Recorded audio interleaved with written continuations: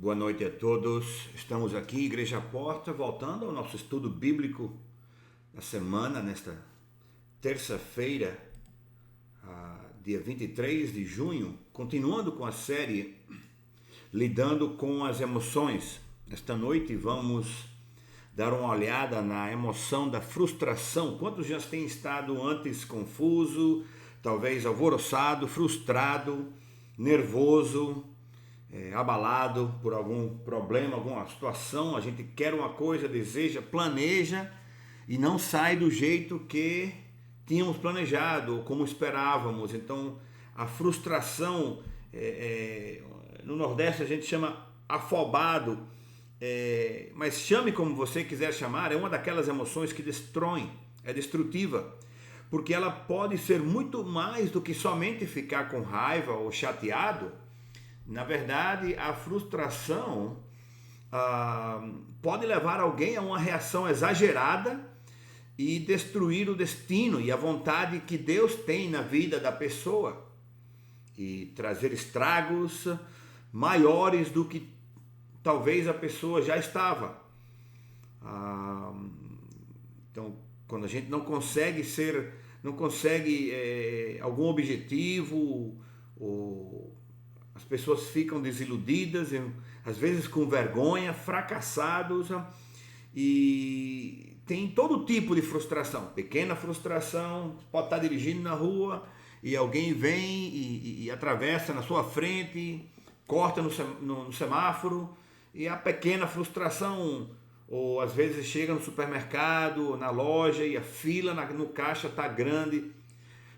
Uma pequena frustração, mas também tem grandes frustrações. E a palavra de Deus, graças a Deus, nos ajuda, fala conosco e nos dá exemplos do que devemos fazer e não fazer em momentos de frustração. E a escritura principal que nos ajuda é em Colossenses 3,15, onde diz, Paulo escreve: permitam que a paz de Cristo governe ao seu coração, pois como membros do mesmo corpo, vocês são chamados a viver em paz. Essa frase nos diz de que Deus quer que você e eu tenhamos controle das emoções para que não percamos a paz e sejam sempre agradecidos. Então, o exemplo que vamos ver essa noite está no livro de Êxodo, capítulo 13. Êxodo, no Antigo Testamento, o segundo livro depois de Gênesis, vem Gênesis e Êxodo. No capítulo 13, vamos começar lendo no versículo 17. No livro de Êxodo, capítulo 13, porque na nossa escritura os filhos de Israel, eles estão saindo de Egito, começaram a sua jornada para a terra prometida e eles já começam a passar por problemas e frustrações, e não somente o povo, mas também o líder, neste caso Moisés. Então queremos olhar e aprender como foi que eles sobreviveram e as coisas que aconteceram. Algumas, foram 40 anos de frustração, na verdade, e aplicar na nossa caminhada do nosso deserto da vida. Nesta lição de hoje, quarta lição, nesta terça-feira à noite, lidando com as emoções, lidando com a frustração. Vamos ler lá Êxodo 13, do versículo 17 até o 22, se você me acompanha. A Bíblia diz assim: quando o faraó deixou sair o povo, Deus não o guiou pela rota da terra dos filisteus, embora este caminho fosse mais curto. Imagina, vamos pelo caminho mais comprido. Pois disse, se eles se defrontarem com a guerra, talvez se arrependam e voltem para o Egito. Assim, Deus fez o povo dar a volta pelo deserto, seguindo o caminho que leva ao Mar Vermelho. Os israelitas saíram do Egito preparados para lutar. Moisés levou os ossos de José, porque José havia feito os filhos de Israel prestarem um juramento quando disse: Deus certamente virá em auxílio de vocês Levem então os meus ossos daqui. Versículo 20, os israelitas partiram de Sucote e acamparam em Etã, junto ao deserto. No deserto, durante o dia, o Senhor ia diante deles numa coluna de nuvem para guiá-los no caminho, e de noite numa coluna de fogo para iluminá-los. E assim podiam caminhar de dia e de noite. A coluna de nuvem não se afastava do povo de dia, nem a coluna de fogo de noite. Amém? Vamos lidando com a frustração e vamos começar primeiro vendo os caminhos alternativos da vida. O que é um caminho alternativo? Não é o caminho que você e eu escolheríamos. Você e eu escolheríamos um caminho de um lugar a outro mais curto, mais fácil. Eu gosto de arranjar caminho quando eu tenho que dirigir, que tenha menos semáforo, menos sinais, o mais rápido, para chegar lá pronto. Ninguém gosta de perder tempo. Todo mundo planeja e quer fazer as coisas logo para voltar ao que estava fazendo. Então, o caminho alternativo da vida muitas vezes começa sendo o caminho que Deus escolhe, especialmente se você é um filho de Deus, uma criança de Deus, seguindo os caminhos de Deus. Às vezes Deus não escolhe o caminho que para nós parece o óbvio, o lógico, o mais fácil. Na nossa escritura você pode ler no versículo 17 que diz: quando o Faraó deixou sair o povo, Deus não levou ou não guiou o povo pela rota da terra dos filisteus, que pelo visto era o mais curto, embora este seja o caminho mais curto. Então Deus levou eles, ele sabia qual era o caminho melhor para eles. Quantos sabem que Deus sempre sabe qual é o melhor caminho para nós? O que é melhor para cada um de nós? Muitas vezes lutamos querendo resistir o que Deus tem e quer para nós, e acaba sendo uma maior frustração para nós. Enquanto isso, Deus diz: já cansou? Está na hora já de fazer o que eu digo? E a gente fica frustrado. Não adianta, porque Deus o que ele estava fazendo. O caminho dos filisteus era mais curto, mas se eles fossem por aquele caminho até guerra, ele não queria que eles dissessem: está muito difícil, vamos voltar para ser escravos no Egito, protegendo eles. Era o caminho mais curto para a terra prometida, mas Deus estava protegendo eles. Deus sabe o que podemos aguentar e o que não podemos aguentar. Deus sabe as dificuldades que podemos, as pontes que podemos cruzar e as pontes que não podemos cruzar, os rios que podemos nadar e os rios que não podemos nadar. Que corrente podemos aguentar e que corrente vai nos levar. Então, Deus sempre está procurando um destino melhor do que um atalho. Muitas vezes a gente diz: mas Senhor, me leva para o teu destino, mas deixa um atalho por aqui. Mas quando Deus pega você e eu para levar ele no seu destino, ele não vai levar pelo caminho do atalho. Ele conhecia o caminho que era de guerra, como eu disse, os filisteus, e ele temia que eles quisessem voltar para o Egito. E na vida, na minha vida, na sua vida, sempre há lugares no qual Deus não quer que a gente chegue lá depressa ou com muita pressa. Porque a gente tem uma ilusão, um objetivo, um sonho, mas se chegamos lá antes de tempo, vai causar problema, e Deus sabe isso. E uma das coisas que Deus faz para os seus filhos é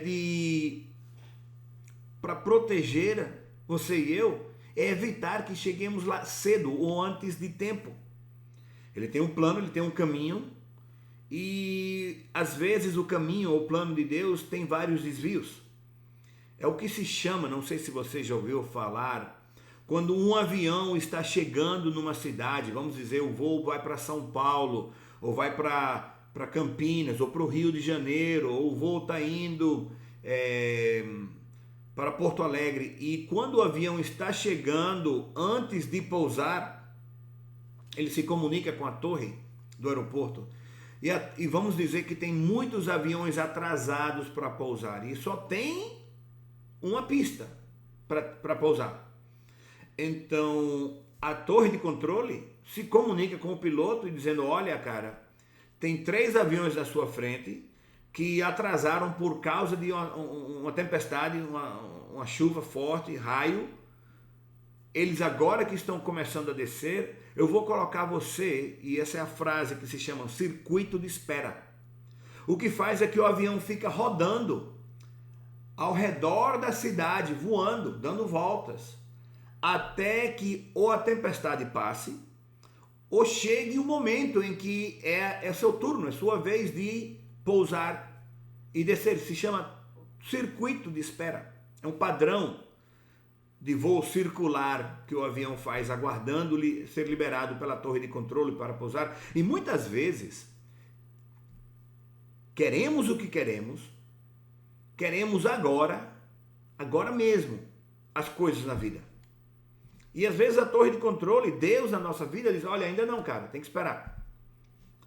Então Deus, na sua sabedoria, Deus que sabe que não estamos prontos para tudo na vida, Ele diz, olha, eu vou colocar um desvio, vou colocar um atraso. Um desvio e um atraso com Deus não é uma recusa, não é não. É simplesmente espera. Tem 3 respostas que Deus dá numa oração. Sim, todos gostam. Senhor, me dá... eu quero um marido, eu quero uma esposa, eu quero filhos, eu quero um aumento no trabalho, eu quero uma vida fácil, eu quero isso, eu quero aquilo. Sim, essa todo mundo gosta. Às vezes Deus responde com um não. E às vezes Deus diz, espera. E esse é o circuito de espera. Ninguém gosta de esperar. Causa frustração nas pessoas. E Deus tem seu próprio tempo para as coisas. O fato de que Deus diga espera não quer dizer que não vai acontecer. Nós queremos um progresso instantâneo, queremos as coisas na hora, mas quando Deus vê obstáculos e Ele sabe que precisamos estar preparados para enfrentá-los, Ele manda dizer, olha, ainda não. Em Efésios capítulo 6, Paulo escreve e diz, pois a nossa luta não é contra seres humanos, mas contra poderes e autoridades, contra dominadores deste mundo de trevas, contra forças espirituais do mal nas regiões celestiais, de que você pode se sentir como que um desses caminhos longos, uma dessas circuito de espera que Deus abandonou você, é o diabo que está... Não, às vezes as nossas lutas não é contra os seres humanos, às vezes é Deus mesmo fazendo isso para você. E nessas voltas que Deus faz você esperar, como se fosse aquele caminho longo, né? Parece que está esperando, não é para que você fique frustrado, não é para que a gente fique frustrado, ou para que às vezes as pessoas ficam se sentindo, eu sou inútil, eu não presto para nada, não deu certo como eu queria, quando eu queria. Esses circuitos de espera sempre existem na vida, existem no trabalho, existem no trânsito. Você às vezes vai num lugar, tem muito trânsito, tem que esperar. E isso não acontece. Deus faz isso a propósito. É o plano de Deus para nos ajudar a não bater na parede. Porque Ele está preparando, formando e treinando para que as pessoas possam aguentar o que está por vir. Olha, na vida, esses desvios, esses caminhos longos que acontecem na vida, eles testam a gente. Eles sempre são uma maneira de testar a gente. E são para nos preparar. E Deus sabe que se você e eu ignoramos esse circuito de espera, esses momentos, essas demoras, se você e eu, esses desvios da vida, se você e eu ignoramos eles, os resultados não vão ser bons. Não vai ser o que nós esperávamos. Então, chegar um dia em que estaremos prontos, Deus mesmo vai chamar, olha, pronto, vamos fazer agora. Não tem que voltar para o Egito, mas Ele vai nos guiar através de um desvio. Quando estivermos prontos, Ele vai dizer, hoje não, outro dia, depois, agora não. Ele não vai abandonar você, ele não vai deixar você. A Escritura diz claramente que Deus não vai nos abandonar. Deus não vai nos deixar. Ele simplesmente vê, ele conhece o fim do começo, ele conhece o futuro do passado, ele vê tudo. Você e eu temos uma visão linear. Só podemos ver o presente, o futuro podemos imaginar ou pensar e podemos nos lembrar do passado. E muitas vezes o passado é como um pequenino espelho retrovisor e você só pode ver um pouquinho por ele. Você só consegue ver um pedacinho do passado e sempre tem que estar olhando assim. Mas para frente tem a tela toda, tem o para-brisa inteiro, você pode ver tudo para frente. E Deus diz, olha, espera, eu estou vendo lá na frente, do outro lado do para-brisa, no outro quarteirão. Amanhã, daqui a um mês, é o que Deus está vendo. Então, Deus não usa Google Maps, que nem as pessoas hoje em dia, para dizer, me leva por aqui, dobra por aqui, vai por aqui não tem trânsito, dobra por aqui. Mas o seu Deus tem o seu tempo, ele tem sua agenda, e às vezes ficamos frustrados. Pensamos que, não estou indo para onde eu quero, não está acontecendo o que eu planejei, o que eu queria, não aconteceu, onde a gente está. E pensamos que estamos sem direção na vida, mas Deus está disposto a mudar as nossas vidas se você e eu colocamos nossos olhos nele e não desistimos.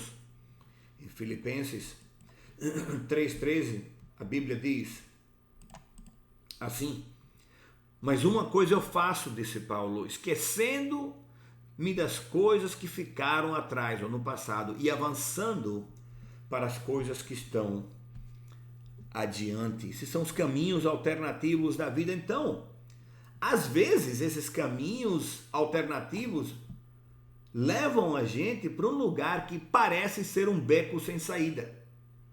Nessa história dessa saída do povo de Israel do Egito, você se lembra que eles chegaram na frente do Mar Vermelho e pensaram que estavam num beco sem saída. Atrás, o exército do Egito querendo atacar eles, na frente do Mar Vermelho, não tem para onde ir, ficaram frustrados, começaram a chorar e se queixar de Deus. Mas é um dilema, você se encontra num beco sem saída, muitas vezes a gente gostaria que os becos sem saída de Deus se transformassem numa linha final, para chegar logo, mas os israelitas, eles foram do desvio que Deus ia levar eles a um beco sem saída. No versículo 9 e 10 do capítulo 14, diz, os egípcios saíram em perseguição aos israelitas e os alcançaram quando estavam acampados na beira do mar. Ao aproximar-se, o faraó,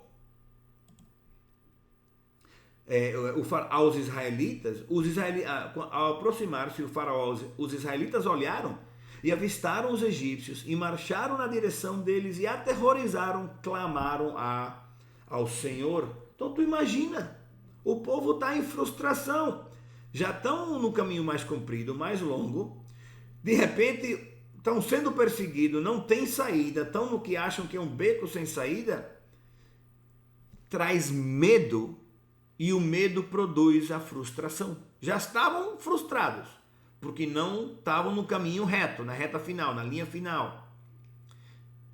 E agora acrescenta o medo e produz uma frustração grande. Precisamos reconhecer esses acontecimentos na nossa vida para não permitir que a frustração venha e nos controle. No versículo 11 e 12 do mesmo capítulo 14, diz, e o povo diz a Moisés, o que você fez conosco, tirando-nos do Egito? Peraí, cara, vocês eram escravos, se lembra?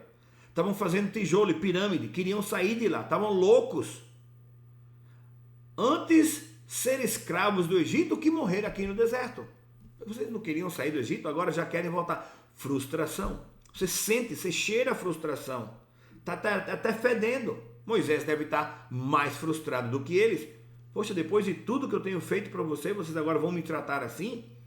Então eles estavam frustrados e prontos para desistir. Moisés está frustrado porque eles não estão sendo gratos, estão sendo ingratos, mas graças a Deus, Deus tinha um plano. Versículo 4, então Deus diz: endurecerei o coração do faraó, ele os perseguirá, e eu serei glorificado por meio do faraó, de todo o seu exército, e os egípcios saberão que eu sou o Senhor. Veja bem, Deus já tinha dito a eles, isto vai acontecer, mas eles parecem que esquecem.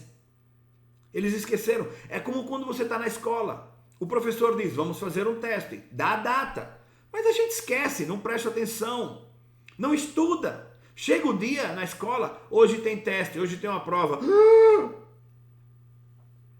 Frustração. Frustração. Deus sempre está trabalhando de trás das cenas, de trás da cortina.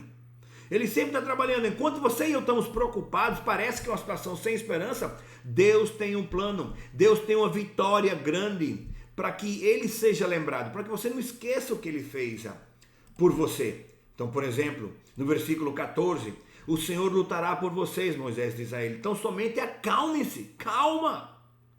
Essa frustração, esse aperreio, esse medo, não, acalmem-se.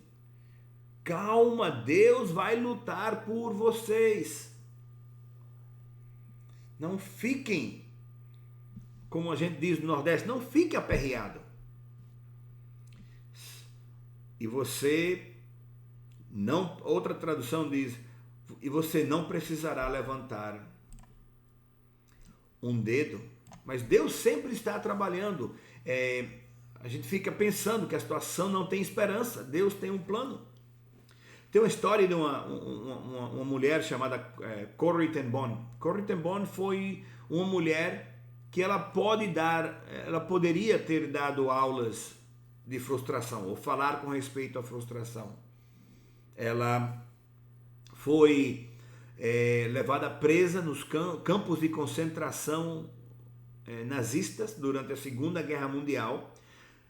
Ela protegia pessoas que os nazistas queriam matar na casa dela, colocava no teto, no sótão da casa dela. Mas o que acontece? Descobriram e levaram ela para o campo de concentração. E ela passou fome, sofrimento, abuso, de tudo. Aí mataram a irmã dela, mataram os pais dela.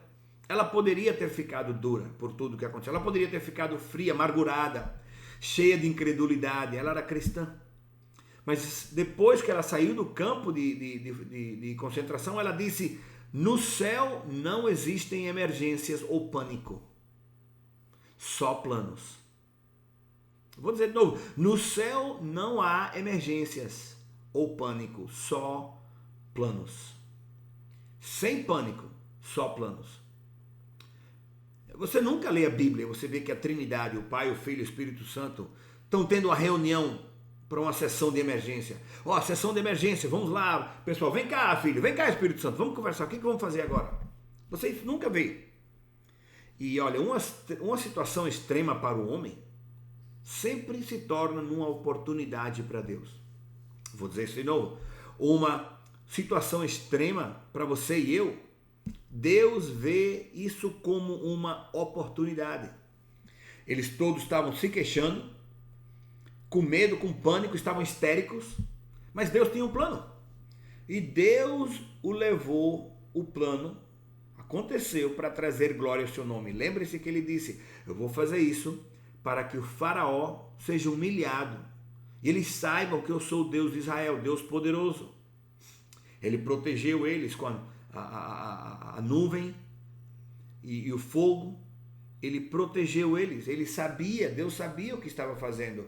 Ele ia lutar por eles. Acalme-se. Quando o medo e a frustração se instalam, começam a afetar a nossa vida, a gente se abre ao medo, se abre à frustração, vem a insegurança, que foi o que falamos da outra vez, da insegurança, e começamos a perder o foco, começamos a ver as coisas desfocadas, fora de foco.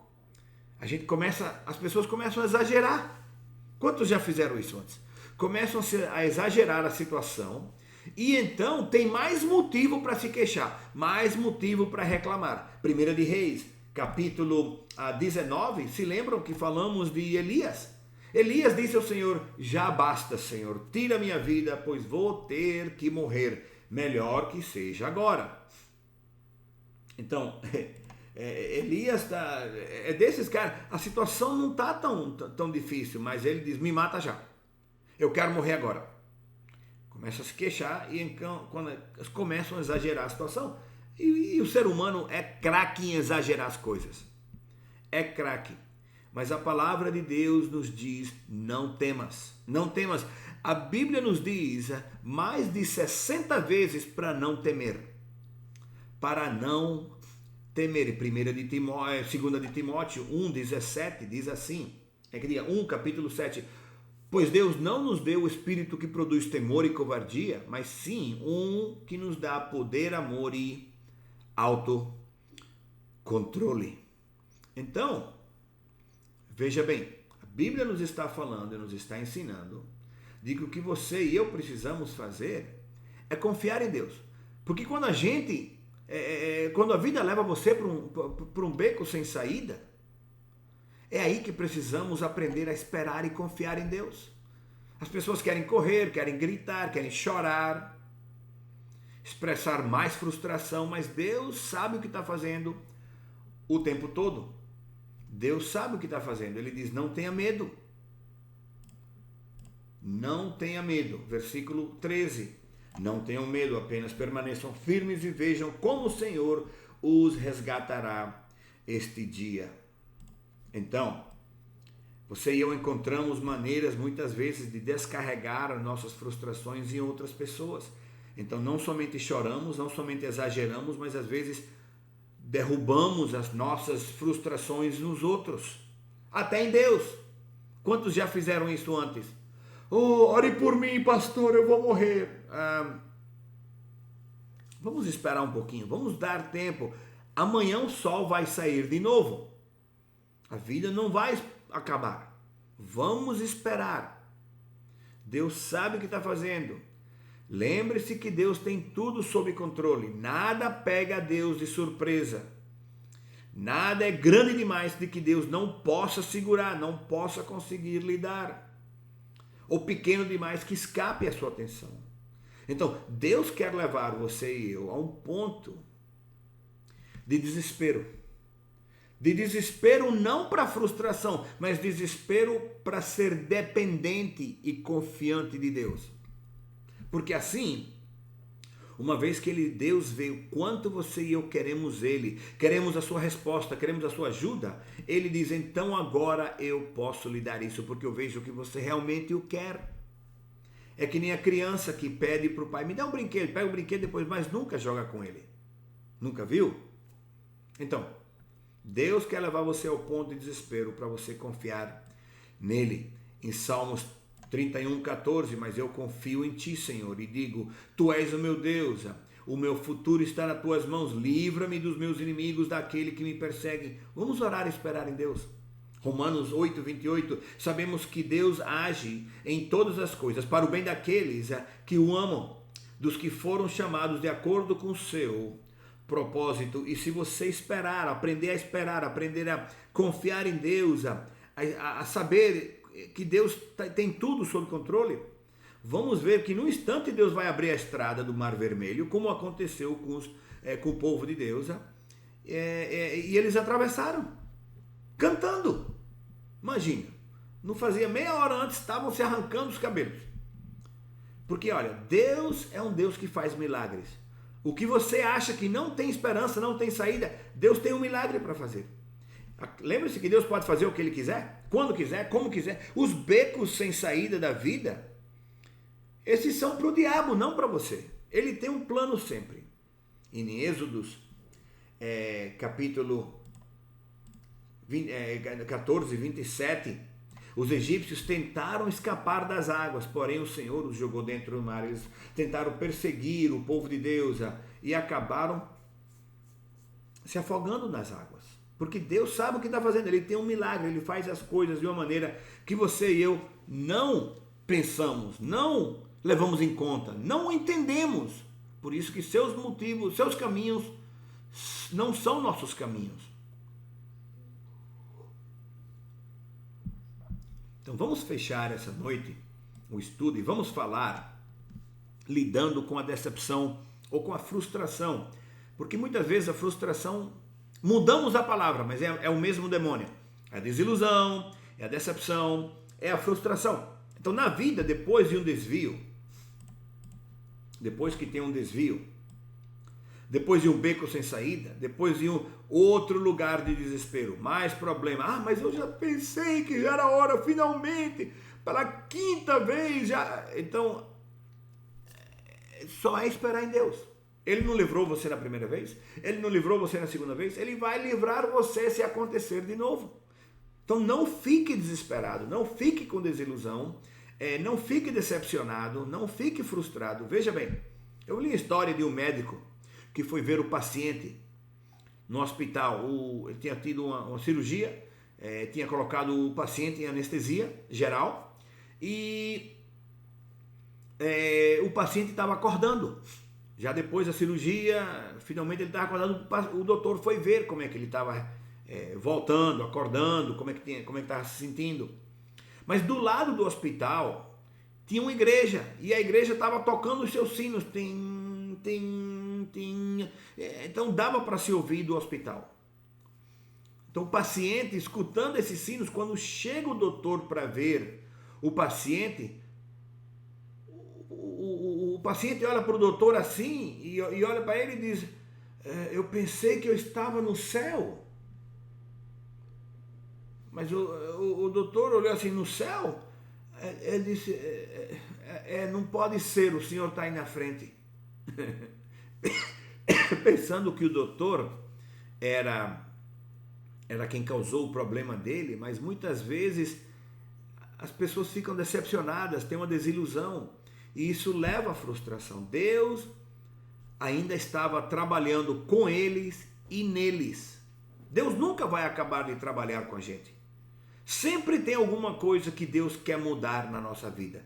Eu sei que você se acha perfeito, eu sei que você se acha que está tudo sob controle, que não tem mais nada para melhorar, de que quando fizeram você, jogaram fora o molde, de que quando procuram a perfeição, encontraram você. Eu sei, mas Deus sempre encontra uma área, uma atitude que ele precisa mudar, e ele está tentando preparar você e eu para o nosso destino, para o nosso futuro. Ele estava formando Israel, o povo de Israel, para uma grande nação, para que chegasse até o dia de hoje. Depois vem o capítulo 15, eles chegam num lugar seco. Veja bem, primeiro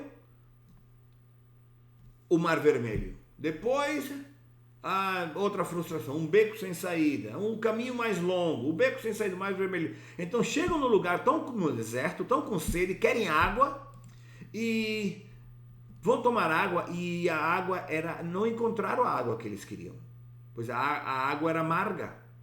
Então Êxodos 15, 23, então chegaram a Mara, mas não puderam beber das águas de lá, porque eram amargas. Esta é a razão por que o lugar é chamado Mara. E o povo começou a reclamar de Moisés, dizendo, que beberemos? Dá até para ouvir o tom de voz do povo. Que beberemos? Moisés clamou ao Senhor, este lhe indicou um arbusto, o lançou na água e esta se tornou boa. Ele lançou na água e esta se tornou boa. Em Mara, o Senhor os colocou à prova. Veja bem, os colocou à prova. Em vez, já tinham o caminho mais longo. Tá bom, vamos confiar nele. O beco sem saída, o Mar Vermelho. Milagre, ok, vamos confiar nele. Agora, em vez de confiar nele, começam a chorar de novo. Começam a reclamar. No instante, Moisés, quem tinha sido o herói, ele passa de herói a zero, em minutos, em questão de minutos. Eu pensei que já tínhamos passado por outra coisa agora, água azeda, água amarga. Então imagina, Deus colocou eles à prova e eles não passaram a prova, eles falharam a prova. E sabe o que acontece com Deus quando a gente não passa a prova? Deus coloca e traz outra prova. É por isso que eu sempre, numa das minhas orações, Senhor, me ensina o que você quer que eu aprenda. Eu quero aprender logo, para não ter que passar por isso de novo. Quando a emoção da frustração atinge as pessoas, é muito importante ter cuidado, muito cuidado. Porque a primeira tentação da frustração é murmurar, se queixar, reclamar, falar mal e desistir. Em 1 Coríntios, capítulo 10, essa letra está um pouco pequena, mas é comprido. Paulo está escrevendo do que aconteceu com eles ali no deserto. E ele diz, essas coisas ocorreram como exemplo para nós, para que não cobicemos coisas mais, mas como eles fizeram. Não sejam idólatras, como algum deles foram, conforme está escrito, o povo se assentou para comer e beber, levantou-se para se entregar à farra, não pratiquemos imoralidade, como alguns deles fizeram, e num só dia morreram 23 mil pessoas. O que o povo fez? Chegaram num lugar, encontraram problemas. Depois desse encontro da água amarga em Mara, Moisés tem que subir o monte para receber os 10 mandamentos de Deus. E o povo está lá. E Paulo escreve aqui no Novo Testamento, lembrando eles, o povo se assentou para comer e beber, levantou-se para se entregar a uma farra.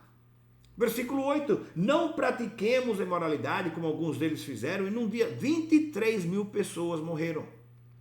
Não devemos pôr a Senhor à prova. Deus é quem coloca nós à prova, não nós a Ele, porque Ele é Deus. Como alguns deles fizeram e foram mortos por serpentes. Aí diz versículo 10, porque o que acontece quando as pessoas começam a se queixar, a reclamar, em frustração, em desilusão, decepção, o que elas fazem? Começam a se queixar. Aí versículo 10, e não se queixem como algum deles se queixaram e foram mortos pelo anjo destruidor. Essas coisas aconteceram a eles como exemplos e foram escritas como advertência para nós, sobre quem tem chegado ao fim dos tempos. Deus não quer que você e eu fiquemos murmurando, ficamos nos queixando, reclamando, porque isso é a primeira tentação da frustração. Murmurar, se queixar, reclamar, tudo isso bloqueia a causa de Cristo nas nossas vidas, o impacto que Deus quer fazer. Eu pensei que ele era cristão, só se queixando igual que o resto. Você sabia que quando você começa a se queixar, a reclamar, a murmurar, você pode acabar amaldiçoando sem palavras? Você pode amaldiçoar sem palavras. Pensamentos, palavras soltas, incredulidade. É melhor não dizer nada. Esperar e confiar em Deus. Tem muitas coisas na vida que não precisam se tornar palavras. Você fica frustrado e às vezes as pessoas acham que tem que dizer alguma coisa e acabam ferindo as pessoas e mostrando que, poxa, eu pensava que você era cristão. Né? Então é melhor morder a língua, fechar a boca, esperar e confiar em Deus. Moisés clamou a Deus. Quando chegaram no lugar seco, em tempos amargos da vida, clamemos a Deus. Em tempos difíceis de frustração, clamemos a Deus e Deus vai nos dar a resposta, a ajuda, a solução. Deus vai nos dar uma alternativa à nossa decepção, à nossa raiva, à nossa irritação. Ele vai nos ajudar. Ele nos dá uma perspectiva de liberação. Olha, espera, eu tenho algo melhor para você. Às vezes a gente quer o que está aqui agora e Deus tem algo melhor na frente, mas temos que esperar. E Deus só pode ajudar você a superar cada uma das suas aflições e tormentos se você confia nele. Se você não... As pessoas, Senhor, me livra disso, mas as pessoas não querem esperar. Não é que Deus está velhinho, está demorando muito para fazer as coisas. Não! É porque Deus quer que a gente deseje para mostrar a Ele quanto queremos, que confiamos nele. E muitas vezes as pessoas tomam a decisão antes do tempo. Nessa história que eles pegaram, nessa escritura que a gente leu, onde ele diz de que o povo começou a reclamar: o que beberemos? O Senhor indicou a Moisés um arbusto, ele cortou um pedaço de madeira do arbusto e jogou na água, lançou na água, e a água se tornou boa. Esse arbusto, um pedaço de madeira, fez o que era amargo, o fez bom, o doce, né? A água de amarga ficou doce, o normal. Então, Deus sempre sabe trazer um oásis quando tem um deserto na sua vida. Deus sabe transformar um calvário numa Páscoa. Deus sabe nos ajudar como e quando, no momento certo. O momento de Deus não é nosso momento. E então essa frustração que acontece quando não vemos as coisas quando queremos, no momento que queremos, precisamos aprender a confiar nele. Então, podemos tomar a decisão de tocar a Deus em oração, clamar a Ele, pedir a sua ajuda e aproveitar o poder do céu. Tem 2 escrituras mais que eu quero ler para você essa noite, que ajudam a aclarar isso. 2 Coríntios 10:5. Destruímos argumentos e toda pretensão que se levanta contra o conhecimento de Deus e levamos cativo todo pensamento para torná-lo obediente a Cristo. Ou seja, quando você tem uma ideia que vai em contra da vontade de Deus, porque você acha que vai resolver a sua situação mais pronta, mais rápido, vai tirar a frustração, traz esse pensamento cativo, leva ele cativo. Destrui esse argumento, confia em Deus, seja obediente a Deus. 1 de Pedro 5:7, ele diz: lancem sobre ele toda a sua ansiedade, toda a sua preocupação, toda a sua frustração, coloca sobre Jesus essa ansiedade, porque ele tem cuidado de vocês. Outra tradução diz: dê a ele todas as suas preocupações, pois ele está sempre pensando em você, procurando uma maneira de ajudar. É assim que lidamos com a frustração. Confiamos em Deus, esperamos e confiamos nele, esperamos de que ele tenha a resposta. Ele vai trazer a resposta certa no momento certo. Alguma pergunta, algum comentário? Se você tem, pode não somente se comunicar conosco através do chat, ou pelo WhatsApp, ou pelo e-mail, ou podemos conversar de novo, você pode colocar no chat. Mas uma vez mais, essa é como lidamos com a frustração. Como lidamos com a frustração. Então, se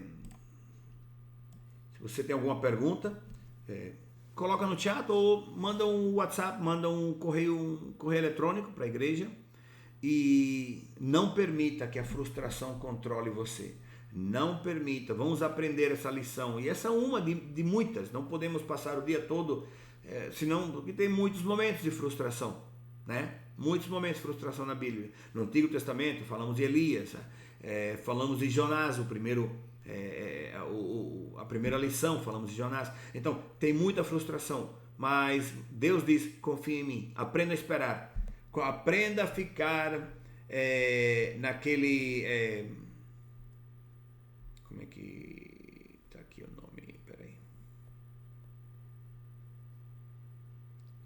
No circuito de espera de Deus. Deus não se esqueceu de você. A torre de controle sabe que você só tem uma certa quantidade de combustível para continuar voando, senão vai acabar e vai cair. Ele não vai permitir que isso aconteça. Confiar quem tem os pés na terra, quem mora na realidade. Deus mora na realidade, Ele conhece a realidade, Ele é dono da realidade, Ele sabe como resolver as coisas, porque Ele vê o futuro. Amém? Vamos fechar em oração essa noite.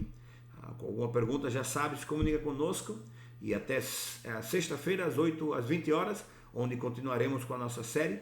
E vamos fechar esse estudo em oração. Senhor, eu te agradeço hoje por esse estudo com respeito à frustração. Nos ajuda a identificar e reconhecer momentos de frustração, de confusão, de alvoroço, de nervosismo. Senhor, nos ajuda a reconhecer esses momentos da nossa vida, para que e nos ajuda a não ficar murmurando, se queixando, reclamando, mas confiar em Ti, Senhor, aprender a esperar em Ti. Nos dá paciência, Senhor, nos ajuda.